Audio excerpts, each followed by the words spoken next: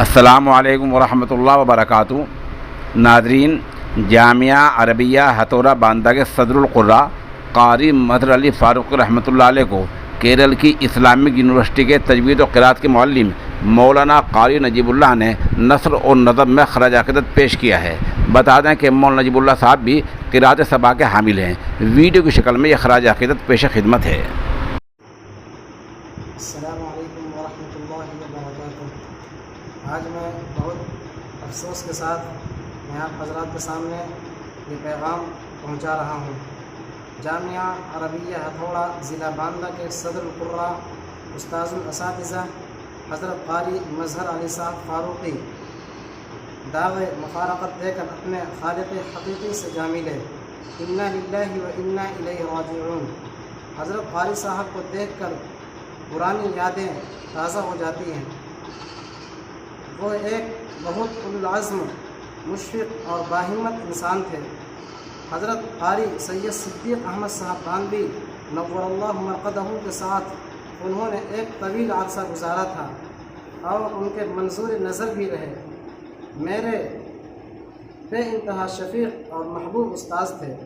اللہ تعالی مغفرت فرمائے، غریق رحمت فرمائے، درجات کو بلند عطا فرمائے، ہم جیسے بے شمار شاگردوں کے قلوب کو تسکین و راحت دے، اور حضرت قاری صاحب علیہ الرحمہ کے پسماندگان کو صبر جمیل عطا فرمائے، اور خاص کر ہمارے درس رفیق حضرت قاری سہیل صاحب کو بھی صبر جمیل عطا فرمائے۔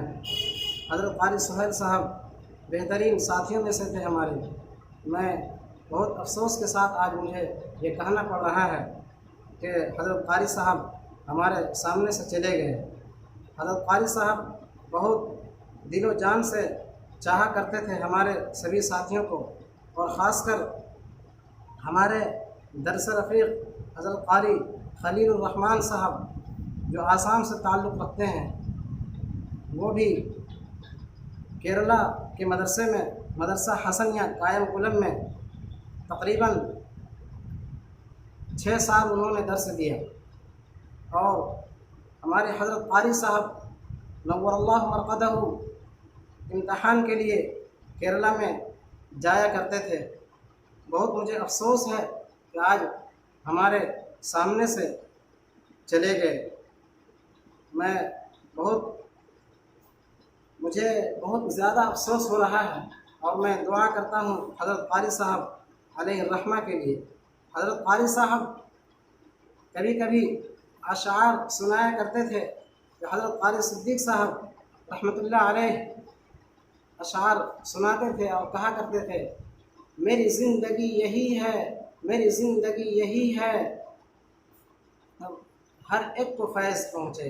میری زندگی یہی ہے کہ ہر ایک کو فیض پہنچے، میں چراغ رہ گزر ہوں، مجھے شوق سے جلاؤ، ڈھونڈو گے ہمیں ملکوں ملکوں، ملنے کو نہیں نایاب ہیں ہم، ڈھونڈو گے ہمیں ملکوں ملکوں، ملنے کو نہیں نایاب ہیں ہم، اے اہل زمانہ قدر کرو، کامیاب نہیں نایاب ہیں ہم۔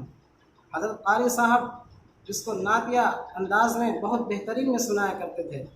میری زندگی یہی ہے، میری زندگی یہی ہے کہ ہر ایک کو فیض پہنچے، میں چراغ رہ گزر ہوں، مجھے شوق سے جلاؤ، ڈھونڈو گے ہمیں ملکوں ملکوں، ڈھونڈو گے ہمیں ملکوں ملکوں، ملنے کو نہیں نایاب ہیں ہم، اے اہل زمانہ، اے اہل زمانہ قدر کرو، کامیاب نہیں نایاب ہیں ہم، اے اہل زمانہ